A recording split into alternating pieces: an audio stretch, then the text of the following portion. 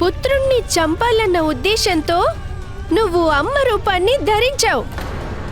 ఇది మమకారానికి అలాగే మా అమ్మకు ఘోరమైన అవమానం. వ్యోమాసురా,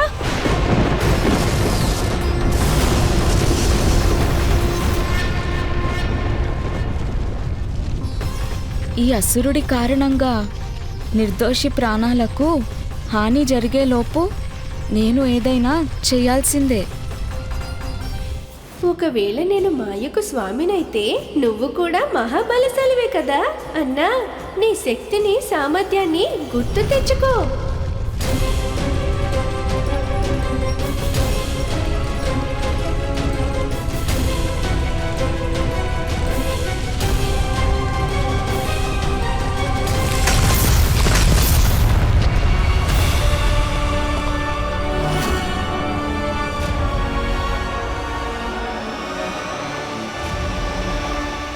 అద్భుతం బలరామ, అద్భుతం.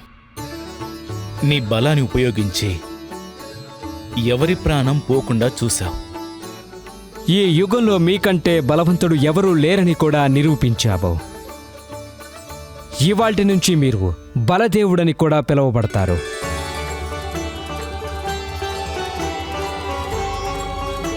మీ పాదాల ఈ గుర్తు యుగ యుగాల వరకు మీ బలాన్ని కథలుగా చెప్పుకుంటారు. బలరాముడి పాదం గుర్తా?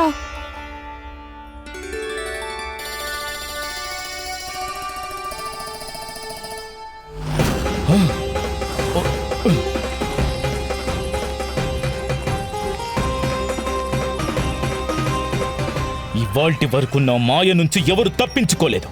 ఒక్కసారి నన్ను వదిలిపెట్టి చూడు, అప్పుడు తెలుస్తుంది నేనెవరనేది. నువ్వు దానికన్నా ముందు నేనెవరో తెలుసుకో.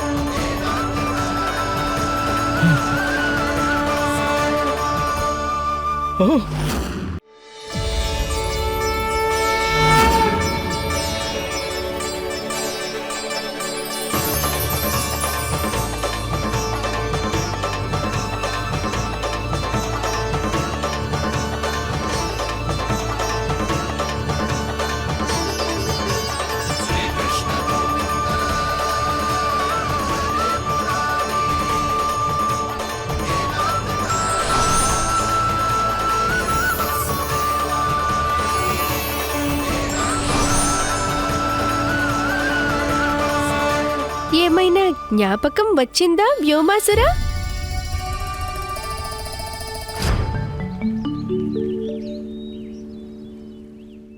ఇది చాలా కాలం క్రితం విషయం. నువ్వు చాలా బ్రహ్మాండంగా రాజ్యాన్ని పాలించేవాడివి. నువ్వప్పుడు భీమరథ మహారాజు అన్న పేరుతో పిలవబడేవాడివి. అప్పుడు నీ దగ్గర సమస్తం ఉన్నాయి, కేవలం శాంతి తక్కువైంది.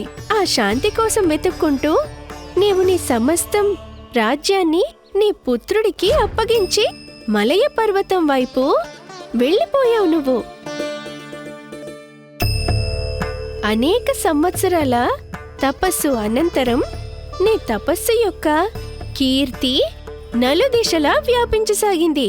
ఆ తర్వాత సచేతన తపస్సు యొక్క నీకు వచ్చిన నీ ఖ్యాతిని విని ప్రేరితులై ఉలజ మహర్షి నిన్ను కలవడానికి వచ్చారు. భీమరథ మహారాజా, మీరు ఈశ్వర ప్రాప్తి కోసం సమస్తం త్యాగం చేశారు, కానీ మీ అభిమానాన్ని వదలలేకపోయారు. కాబట్టి నా ఆగమనం తెలిసి కూడా గౌరవంతో నిలబడలేదు. అంతేకాకుండా నాకు అభివాదం కూడా చేయలేదు. అభిమానం తాపసికి ఉండాల్సిన గుణం కాదు రాజా, అభిమానం రాక్షస గుణం. అందుకే నేను మిమ్మల్ని శపిస్తున్నాను. అది ఏమిటంటే తర్వాతి జన్మలో రాక్షస రూపంలో జన్మిస్తారు.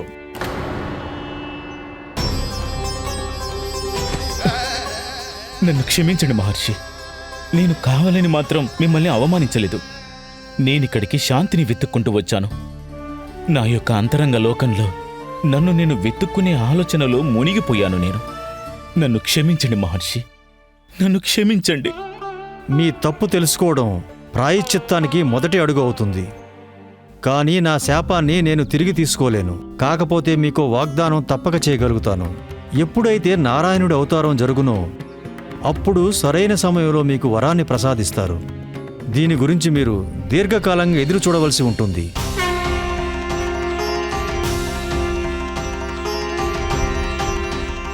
స్వామి, మీరు నా కళ్ళు తెరిపించారు. మీరెవరో నాకిప్పుడు అర్థమైంది ప్రభు. నేను ఎవరో కూడా అర్థమైంది. అందువల్ల కరుణ చూపి నాకు మీ చరణాల్లో స్థానమివ్వండి ప్రభు. నాకు శాంతిని ప్రసాదించండి. దానికోసం సంవత్సరాలుగా ఎదురు చూస్తున్నాను ప్రభు. శాంతి మోక్షంలోనే ఉంటుంది. అందుకే నేను నీకు మోక్షానికి వరం ప్రసాదిస్తున్నాను. ధన్యోస్మి.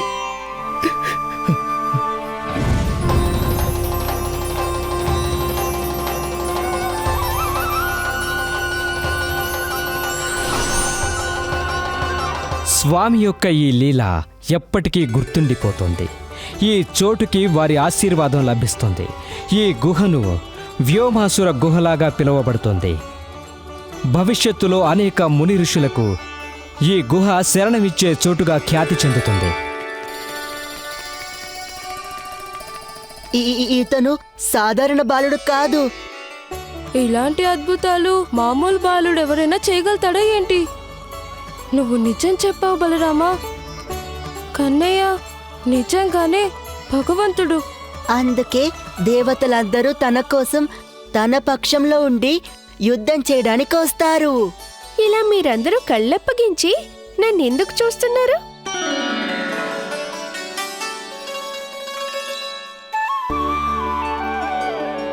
బలరామా, నువ్వు బలవంతుడివి, కృష్ణుడు భగవంతుడు.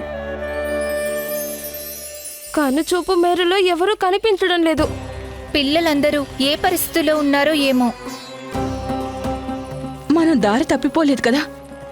కంగారులో ఇంకా ఒక్క అడుగు కూడా నడవలేను. జలం, ఎవరి దగ్గరైనా జలం ఉందా? నా గొంతు కూడా ఎండిపోతుందత్తా. వదినా, దగ్గరలోనే యమునా నదుంది. తెమ్మంటే వెళ్ళి తెస్తాను. నేను వెళ్తాను వదినా, ఒకరికి ఇద్దరం. హా, పద. త్వరగా వచ్చేయండి. హా.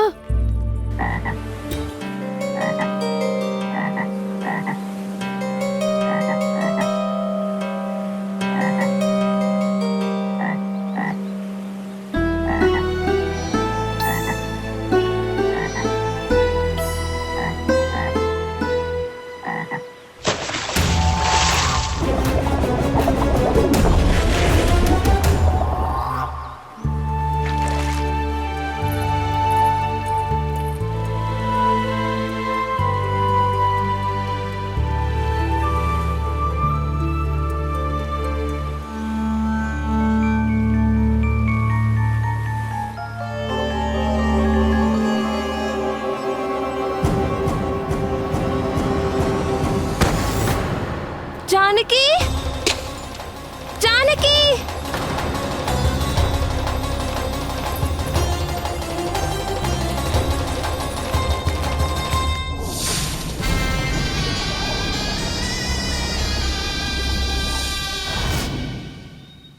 జానకి, జానకి,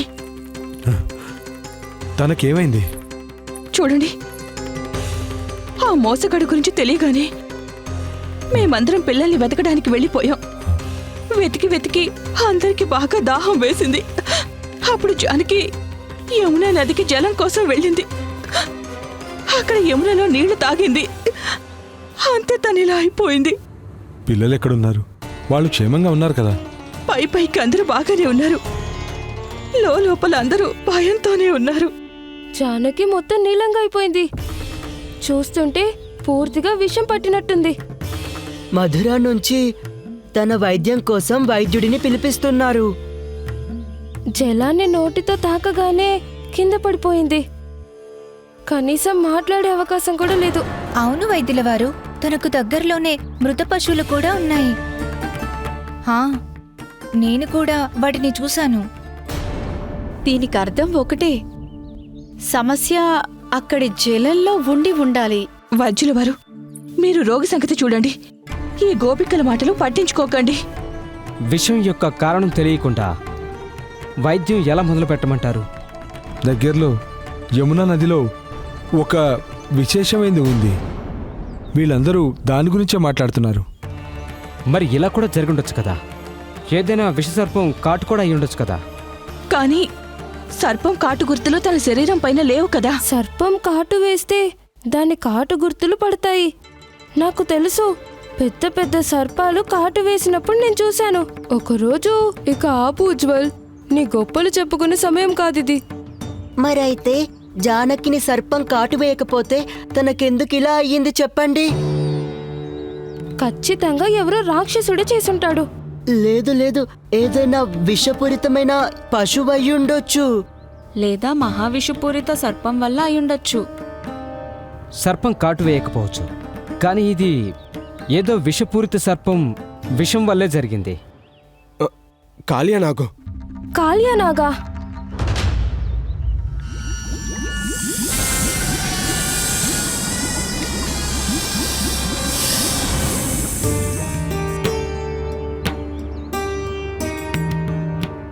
చూస్తుంటే జానకి ఆ కాళినాగు విషపూరిత జలం తాగిందేమో అని నాకు అనిపిస్తుంది. కాళీనాగన్నది జనాల మాట, కల్పనతో సృష్టించిన ఒక కథ, అంతకుమించి ఇంకేమీ లేదు.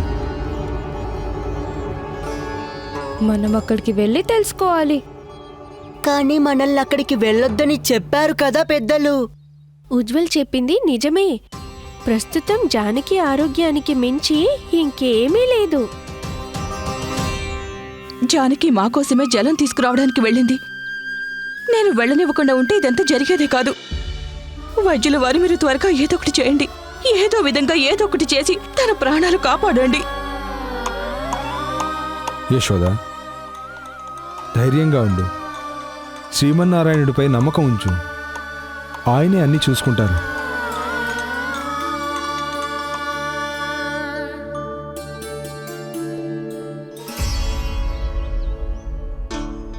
విషపు కాటు కోసం నా దగ్గర ఉన్న మూలికలన్నీ ఔషధంగా చేసి తాగించేశాను. కానీ తనలో ఎలాంటి మార్పు కనిపించడం లేదు. ఇది ఆఖరి మూలిక. దీంతో కూడా ఎలాంటి అద్భుతం జరగకపోతే ఆపై నారాయణుడి ఇష్టం.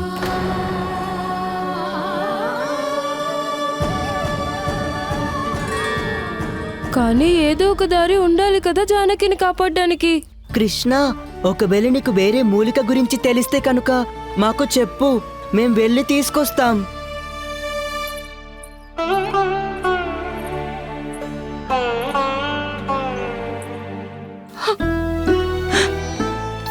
నారాయణ స్వామి, నా జానకి ప్రాణాలు కాపాడు తండ్రి. లేదంటే నన్ను నేను ఎన్నటికీ క్షమించుకోలేను. ఇదంతా నా కారణంగానే జరిగింది. తనని కాపాడండి స్వామి. నా విన్నపాన్ని ఆలకించండి. కృష్ణ, నువ్వు మమ్మల్ని వత్సాసురుడి నుంచి కాపాడావు కదా, అలాగే బకాసురుడి నుంచి కూడా.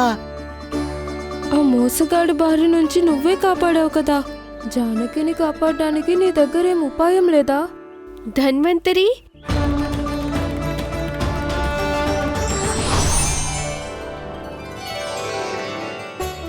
నేను వచ్చేశాను స్వామి, విచారించకండి. మీ ఆదేశం తప్పక పాటించబడుతుంది. యశోదామాత,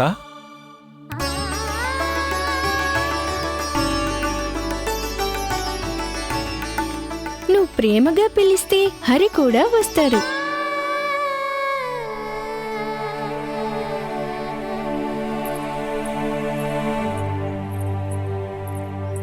అల్లరి పిల్లాన్ని కాదుగా, నిర్మల నిశ్చల భక్తిలో ఉన్నాను. ధన్వంతరి గారు, ఈ ధన్వంతరి వారెవరు? వీరే లోకానికి ఆయుర్వేదాన్ని ఇచ్చినవారు. ఆరోగ్యానికి దైవం. వారు కూడా నారాయణుడి అవతారం.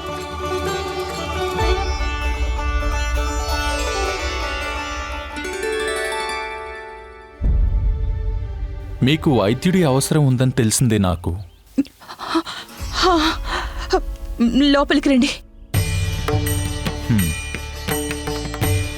రండి రండి వైద్యుల వారు. ఇక్కడ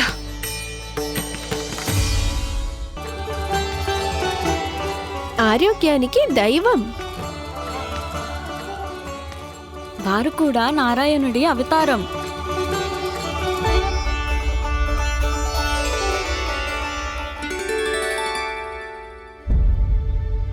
మీకు వైద్యుడి అవసరం ఉందని తెలిసిందే నాకు. లోపలికి రండి. రండి రండి వైద్యుల వారు. ఇక్కడ మధురలోని శ్రేష్ఠ వైద్యుడు అనగా నేను ఇక్కడికొచ్చేశాను. రోగికి అవసరం ఉన్నంత ఔషధాన్ని నేనిచ్చేశాను. ఖచ్చితంగా మీరు సర్పకాటు కోసం మంచి ఔషధాన్నే తయారు చేశారు. అందుకే వేరే వైద్యుల అవసరం లేదు. కానీ మీరొక్కరే ఎంతని చేస్తారు చెప్పండి వైద్యోర్నవా? నన్ను మీ సహాయకుడిగానే అనుకోండి. చేయాల్సిందంతా నేను ముందే చేసేశాను. హా, అది మీరు చేసేశారు. కేవలం రోగి శరీరంలోంచి విషం తీయడం మాత్రమే మిగిలింది కదా అండి వైద్యరాజా? ఆహా, అదే మిగిలింది. వీరి రక్తం విషరహితం చేయడంలో నేను మీకు సాయం చేస్తాను.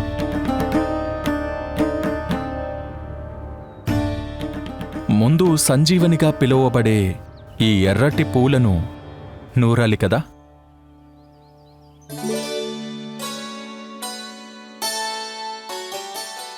హాహా, నువ్వు చెప్పింది నిజమే. దీన్ని మెత్తగా నూరండి.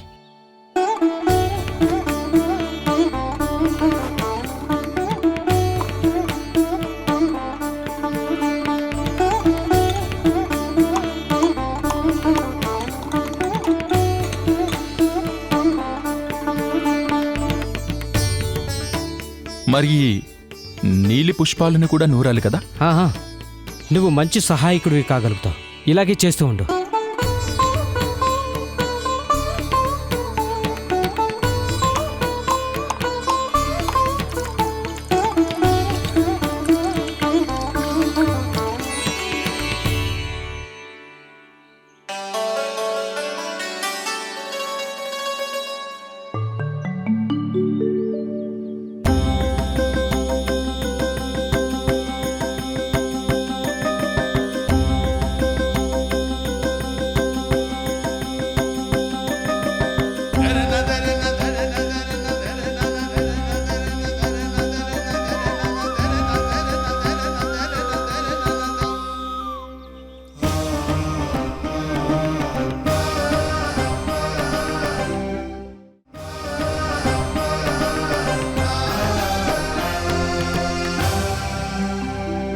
జానకి ఆరోగ్యం బావుంటుంది కదా ధన్వంతరి గారు?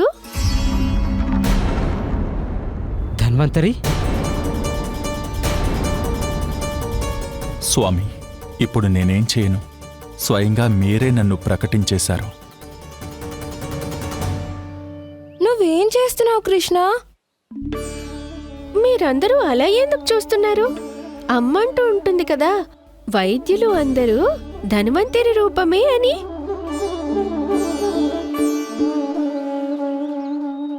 కృష్ణ, మంచి చతురుడివే నువ్వు. అయినా అసలు ధన్వంతరిని నేను. అంటే నేననేది నేను అసలు ధన్వంతరిని. తను నా సహాయకుడు. నాకు పూర్తి నమ్మకం ఉంది త్వరగా ఆరోగ్యవంతురాలవుతుంది. ఊరికే నన్ను మధురలో సర్వశ్రేష్ఠ వైద్యులని అనరు కదా.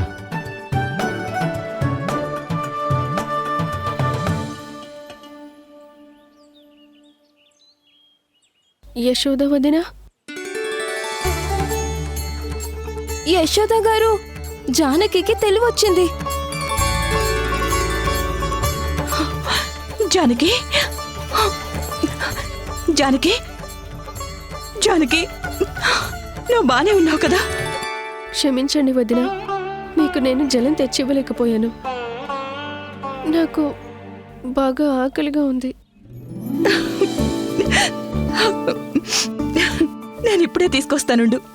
జానకి, వెన్న తింటావా? ఇలారా.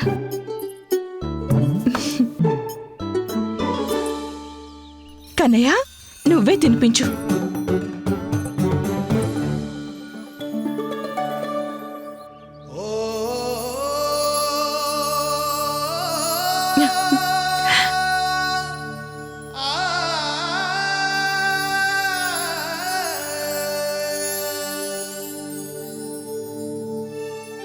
మీరందరూ నా కన్నేని వెన్న దొంగ అంటారు కదా, చూడండి తనే వెన్న తీసుకొచ్చి జానకికి తినిపిస్తున్నాడు.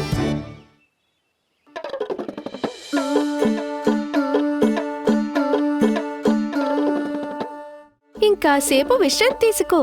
ఎప్పుడు నువ్వే మాకు సేవ చేస్తూ ఉంటావు. ఇవాళ నేను నీకు సేవ చేస్తాను. జానకి పరిస్థితి యశోద చిన్నమ్మకి సేవ చేస్తున్నప్పుడు జరిగింది. ఇప్పుడు చూడండి, స్వయంగా భగవంతుడే తనకి సేవ చేస్తున్నాడు. దీనివల్ల నీకేమర్థమైంది? ఎవరైనా సరే యశోదామాతని పూజించారంటే అంటే తమ తల్లిదండ్రులను సేవ చేస్తారో, వారితో గౌరవపూర్వకంగా వ్యవహరిస్తారో స్వయంగా ఈశ్వరుడే వారిని అనుగ్రహిస్తారు. ఒక్కసారి ధన్వంతరి రూపంలో, మరోసారి శ్రీకృష్ణుడి రూపంలో.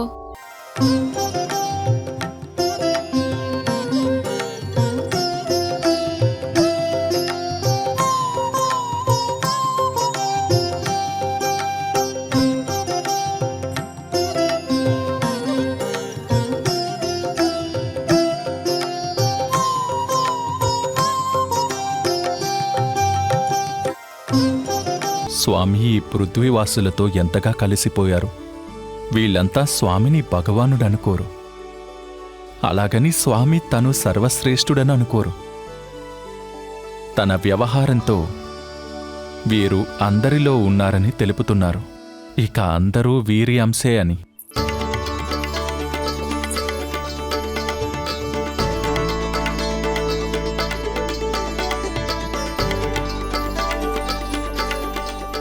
స్వామి, ఇక నాకు సెలవిప్పించండి.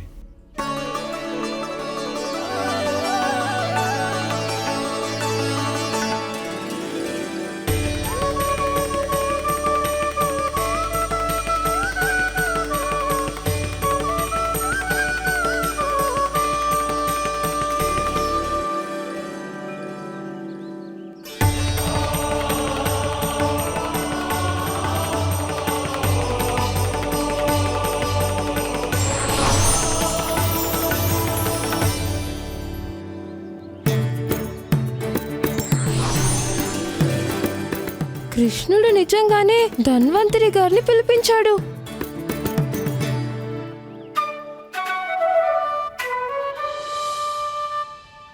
కన్నయ్య జన్మించినప్పటి నుంచి నేను చూస్తూనే ఉన్నాను. మనకేదైనా సంకటం వచ్చిందంటే ఎవరో ఒక అపరిచితుడు వచ్చి మన సమస్యను పరిష్కారం చేసి వెళ్తారు.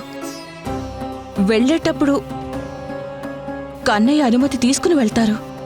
ఒక్కొక్కసారి వాణ్ణి స్వామి అంటూ వెళ్తారు. నాన్న, చూస్తూ నిలబడ్డారేంటి? యశోదా, విషమెక్కింది జనానికి, విచిత్రమైన ఆలోచనలు నీకొస్తున్నాయా? అరే, అందరికీ తెలుసు కదా మన కుటుంబం రాజులదని. నీకు తెలియకపోవచ్చు, కానీ అందరూ మన కన్నయ్యని రాజకుమారుడనే అనుకుంటున్నారు. అందుకే వాడి గౌరవం కోసం అందరూ అలాగే చేస్తారు. వేరే ఇంకేం లేదు.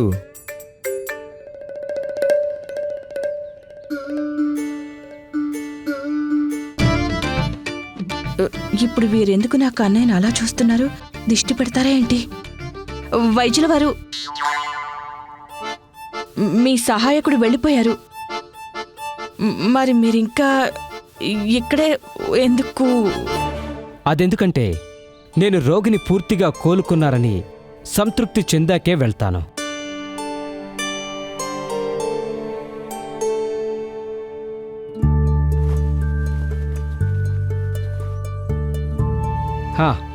సంకేతాలు బాగున్నాయి. రేపు ఉదయానికల్లా కుదుట పడుతుంది. ధన్యవాదాలు వైద్యుల వారు.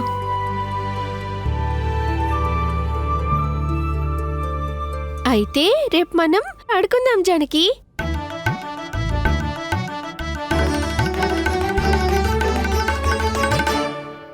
భాను, బన్సీ, మీరు వెళ్ళి ఆ ప్రదేశం చుట్టూ ప్రహరీ నిర్మించండి. ఇంకా అక్కడ సూచనా పత్రం కూడా పెట్టించండి. జానకి జరిగింది ఇంకెవరికి జరగడానికి వీల్లేదు. త్వరగా వెళ్ళండి. అలాగేనండి. అక్కడ ప్రహరీ కట్టించి సూచన పత్రం పెట్టించడం వల్ల ఉపయోగం ఏమీ లేదు నాన్న. నిర్దోష పశువుల సూచన చూసినా కూడా ఏమీ అర్థం చేసుకోలేవు.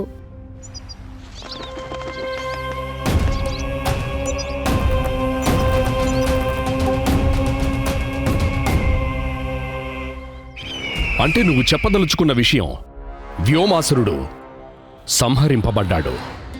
ఇక ఆ బాలుడు ఇంకా బ్రతికే ఉన్నాడని. అవును మహారాజా, గోపాలకులు చెప్పుకుంటుంటే విన్నాను.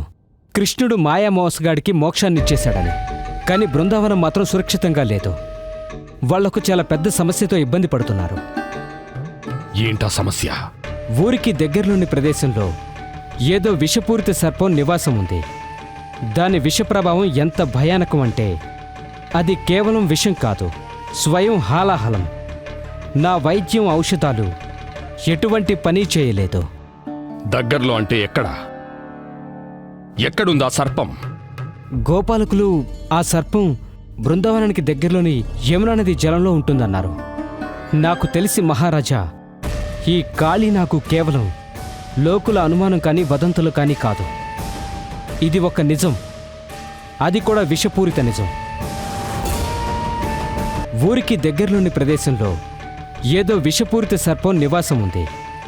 దాని విషప్రభావం ఎంత భయానకం అంటే అది కేవలం విషం కాదు, స్వయం హాలాహలం. నా వైద్యం ఔషధాలు ఎటువంటి పని చేయలేదు. దగ్గర్లో అంటే ఎక్కడుందా సర్పం? గోపాలకులు ఆ సర్పం బృందావనానికి దగ్గరలోని యమునా నది జలంలో ఉంటుందన్నారు. నాకు తెలిసి మహారాజా, ఈ కాళీ నాకు కేవలం లోకుల అనుమానం కానీ వదంతులు కానీ కాదు. ఇది ఒక నిజం, అది కూడా విషపూరిత నిజం.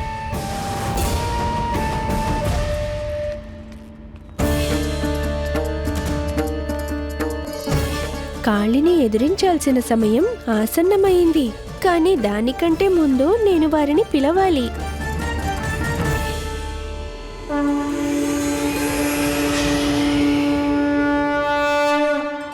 లోకంలోని దారుణ భయాలు తొలగించేవారు, సమస్త కష్టాలను హరించేవారు, విశ్వానికి సమస్త ఐశ్వర్యాలను ప్రసాదించేవారు, కమలం లాంటి లోచనాలు ఇంకా ముఖం చరణాలు ఉన్న ఆజానుభావుడైన శ్రీరామచంద్రుడికి నమస్సులు. ఆపదామహర్తారం దాతారం సర్వసంపదాం లోకాభిరామం శ్రీరామం భూయో భూయో నమామ్యహం. కాకభూషణ వారు,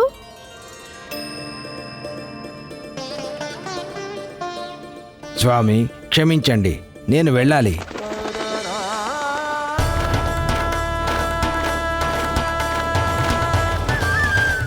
ప్రణామాలు స్వామి. అనేకసార్లు మీ దర్శనం కోసం వచ్చాను స్వామి. ఒక్కోసారి నందభవనం కిటికీలోంచి చూసి వెళ్ళిపోయేవాడిని, మరోసారి దూరంగా ఉన్న చెట్టు నుంచి వీక్షించేవాడిని. ఇవాళ స్వయంగా మీరే పిలిచి నన్ను ధన్యుల్ని చేశారు.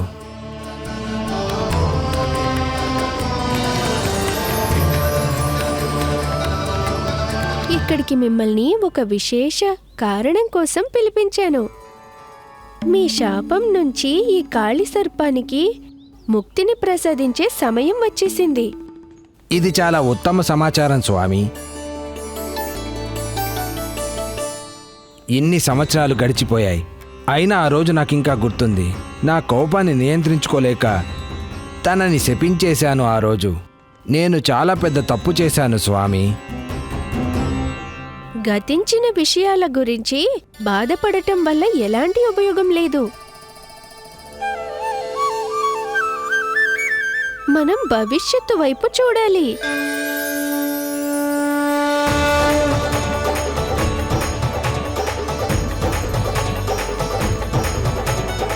ఆదేశించండి స్వామి, మీ ఆజ్ఞ ఏమిటో చెప్పండి.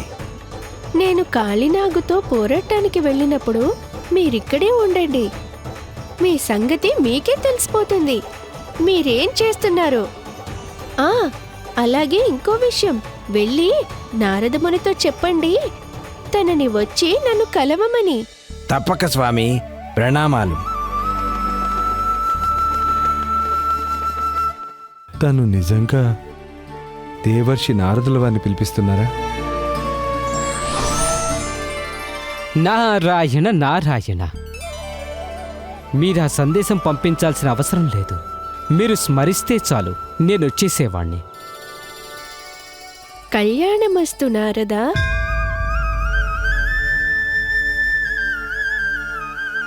నేను మిమ్మల్ని ఒక విశేష కార్యం కోసం పిలిపించాను.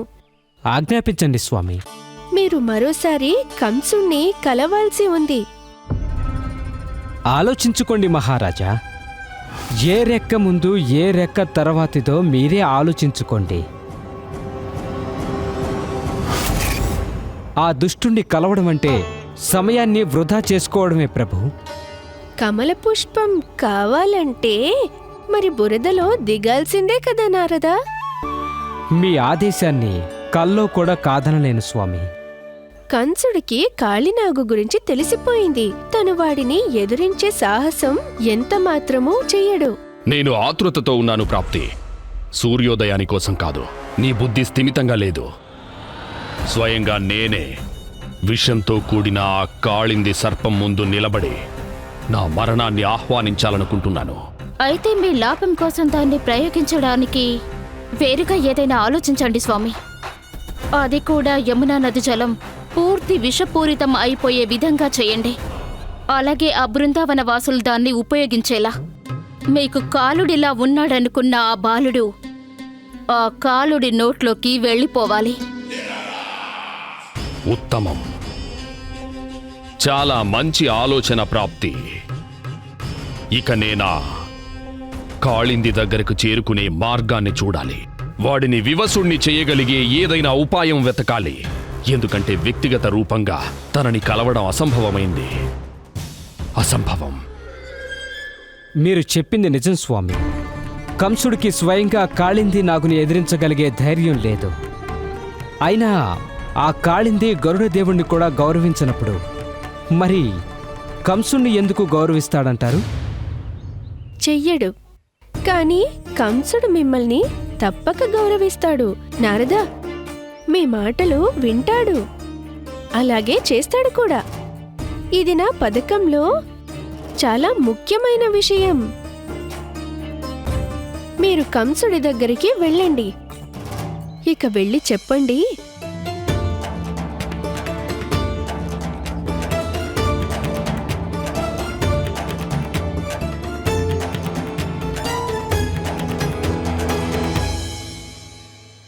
సంతానం తల్లిదండ్రులకు తీర్థయాత్రల భాగ్యాన్ని కలిగిస్తారు. కన్నయ్య ఎంత గొప్పవాడసలు. మా ఇంటినే తీర్థరాజంగా మార్చేశాడు. ఎలాంటి తీర్థం అంటే స్వయంగా నా కళ్ళ ముందే భగవంతుడు భక్తుణ్ణి ఆశీర్వదించడం జరుగుతుంది. తమ ఆజ్ఞ స్వామి.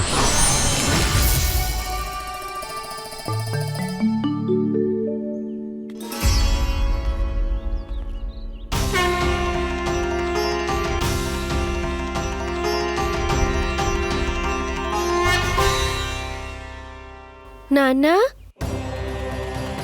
కన్నయ్య, ఇదంతా ఏం జరుగుతుంది?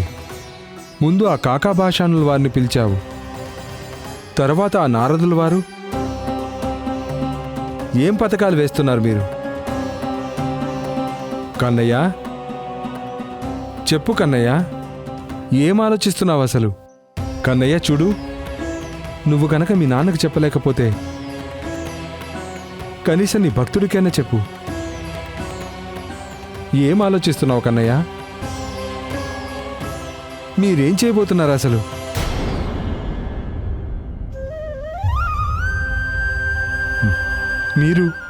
మీరు ఎందుకంత బాధపడుతున్నారు? కన్నయ్య, కన్నయ్య, ఏమైంది? ఎందుకంటే నాకు అర్థమైంది నాన్న, సమయం రాబోతుంది. దేనికి సమయం రాబోతుంది కన్నయ్య? త్వరలోనే అంతా మారిపోబోతోంది. అమ్మకు నా గురించి నిజం తెలిసిపోబోతోంది నాన్న.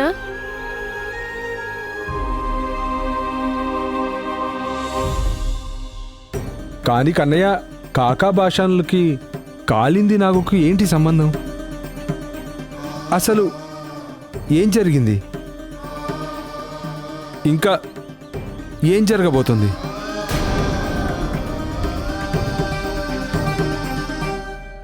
జరగబోయేది ఏంటంటే నాన్న, దానికున్న సంబంధం ఏమిటంటే అది 100 ఏళ్ల క్రితం జరిగింది. మహర్షి భృగువు గారి ఒక వంశజులుండేవారు. వారే చిరముని. ఆయన వృందాచల పర్వతాల్లో తపస్సు చేస్తూ ఉండేవారు. అప్పుడు అక్కడికి అశ్వశిర అన్న పేరు గల ముని ఆహ్వానం లేకుండానే వచ్చేశారు. ఎంత సుందరమైన ప్రశాంత వాతావరణ ఆశ్రమం! ఇక్కడ స్వామివారిని ప్రార్థించడంలో చాలా సంతృప్తి లభిస్తుంది. అంతలోనే అశ్వశిర ముని ఉపస్థితి కారణంగా రాబోయే పరిణామాల వల్ల బాధ్యులవ్వడం వల్ల చిరముని కళ్ళు తెరిచేశారు. ఎవరు మీరు? ఇక్కడేం చేస్తున్నారు? మీ ఆశ్రమంలో చాలా ప్రశాంతంగా ఉంది. సాధన చేసుకోవడానికి చాలా మంచి చోటు ఇది. అందుకని నేను కూడా ఇక్కడికి. మీరిక్కడ సాధన చేయాలనుకుంటున్నారా? కానీ ఏమాత్రం తెలియదా? ఒకరి ఆశ్రమంలో ప్రవేశించే ముందు వారి అనుమతి తీసుకోవాలని మీకు ఇది కూడా తెలియదా? ఒకవేళ ఎవరైనా యజ్ఞం చేసుకుంటుంటే వారి అనుమతి లేకుండా ప్రవేశించడం వల్ల వారి యజ్ఞం భంగం అవుతుందని. మీరేం సాధన చేయగలరు ముని? మీరు సాధనకు యోగ్యులే కారు. ఇది అవమానం. ఒక ముని నోట ఇటువంటి కఠోరమైన మాటలు శోభనీయవు. నేను నిన్ను శపిస్తున్నాను. ఎంత విషపూరితంగా నీ జిహ్వ ఉన్నదో అంతే విషపూరిత సర్పానివైపో నువ్వు. మీరిక్కడ సాధన చేయాలనుకుంటున్నారా? కానీ ఏమాత్రం తెలియదా? ఒకరి ఆశ్రమంలో ప్రవేశించే ముందు వారి అనుమతి తీసుకోవాలని మీకు ఇది కూడా తెలియదా? ఒకవేళ ఎవరైనా యజ్ఞం చేసుకుంటుంటే వారి అనుమతి లేకుండా ప్రవేశించడం వల్ల వారి యజ్ఞం భంగం అవుతుందని. మీరేం సాధన చేయగలరు ముని? మీరు సాధనకు యోగ్యులే కారు. ఇది అవమానం. ఒక ముని నోట ఇటువంటి కఠోరమైన మాటలు శోభనీయవు. నేను నిన్ను శపిస్తున్నాను. ఎంత విషపూరితంగా నీ జిహ్వ ఉన్నదో అంతే విషపూరిత సర్పానివైపో నువ్వు. ఎలాంటి సర్పం అంటే శ్వాస తీసుకున్నా దగ్గరలో ఉన్న వాతావరణం విషపూరితం కావాలి. నీ దుస్సాహసానికి నేను నిన్ను శపిస్తున్నాను. నువ్వు ఇక్కడే ఈ క్షణమే కాకివి అయిపోవుగాక. అది కూడా అనర్గళంగా కావు కావుమని అరుస్తూ ఉండేది.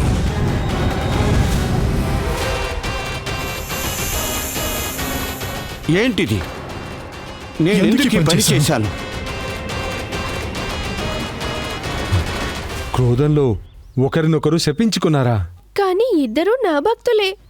భగవంతుడినై నా భక్తులను ఇంతటి కష్టాల్లో ఉండటం ఎలా చూడగలుగుతాను? ఎలాంటి సంకటంలోనైతే వాళ్ళు ఒకరినొకరు చిక్కుకునేలా చేశారో దాన్ని సమాధానపరచడంలో నేను వాళ్ళ దగ్గరకు వెళ్ళాను.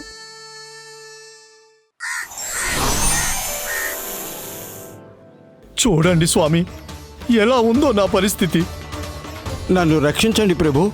నాకేదైనా మార్గం చూపించండి. క్రోధంపై నియంత్రణ లేని కారణంగా మీరిద్దరూ ఒకరికొకరు భయంకర సంకటంలో పడిపోయారు. మీరిద్దరూ తపస్సులు. తప్పు బలంతో ఇచ్చిన శాపాలు తిరిగి తీసుకోవడానికి కూడా సాధ్యం కాదు. అపరాధం మా వల్ల జరిగిపోయింది స్వామి. ఇక మీ మీదే మా ఆశంతా. ఏదో ఒకటి చెయ్యండి భక్తవత్సల. దాంతో మా ఇద్దరి శాపాలు ప్రభావం కాస్త తగ్గే విధంగా. మీరిద్దరూ నా భక్తులు. మీ ఇద్దరి బాధను నివారించగలిగే ఒక ఉపాయం ఉంది నా దగ్గర. వేదశరముని, మీరు కేవలం నాకుగానే కాదు, మీకు నా చరణాలు మీ శిరస్సుపైన ధరించేటువంటి అదృష్టం లభిస్తుంది. ఇక అశ్వశిరముని మీరు కాకయోని వారైనప్పటికీ మీరు ఉత్తమ జ్ఞానంతో సర్వాధిక సిద్ధి యోగ సిద్ధులతో స్వామిగా ఉంటారు. ఇంకా ప్రవచనాలు చెప్తారు. ఆ తరువాత అశ్వశిరాముడు కాకభూషణులైపోయారు. వారు అలాగే వెళ్ళి గరుడదేవులకు రామాయణాన్ని వినిపించారు. ముని వేదశిర నరసికశ్యప అలాగే కదలీదేవిల పుత్రుడై కాళింది నాగు రూపంలో జలంలో ఉన్నాడు. అదే కాలింది నాగు యమునా నదిలో తన కారణంగా జానకి ప్రాణాలు దాదాపు పోయేవి. ఇప్పుడు కాళింది నాగును సరైన స్థానానికి పంపించే సమయం వచ్చేసింది నాన్న. కానీ ఇది మంచి విషయం కన్నయ్య. వేద శ్రీరామునికి నువ్విచ్చిన మాట సంపూర్ణమవుతుంది. యమునా నది శుద్ధి కూడా అవుతుంది. వీటన్నిటి తర్వాత కూడా నువ్వెందుకు బాధపడుతున్నావు? ఎందుకంటే దీని తరువాత అమ్మ దగ్గర నా రహస్యం తెలిసిపోతుంది నాన్న. అమ్మకు తెలిసిపోతుంది తన బాలుడు ఒక సాధారణ బాలుడు కాదని. విశ్వంలో జరగబోయేది అందరి ముందు జరగకుండా ఆపడం నాకు కూడా సాధ్యం కాని విషయం నాన్న. అమ్మకు అన్ని విషయాలు తెలిసిపోతాయి. ఏం తెలిసిపోతాయిరా నాకు?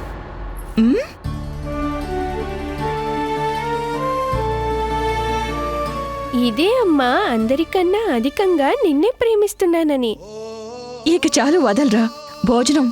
భోజనం చేయడానికి రమ్మని పిలవడానికి వచ్చాను. ఆకలేస్తుంది అన్నావు కదా ఇందాక. నా కన్నయ్య బలహీనంగా అయిపోకూడదు కదా. నువ్వు తినిపిస్తేనే తింటానమ్మా. సరే సరే నేనే తినిపిస్తాను. పద రండి, పదండి.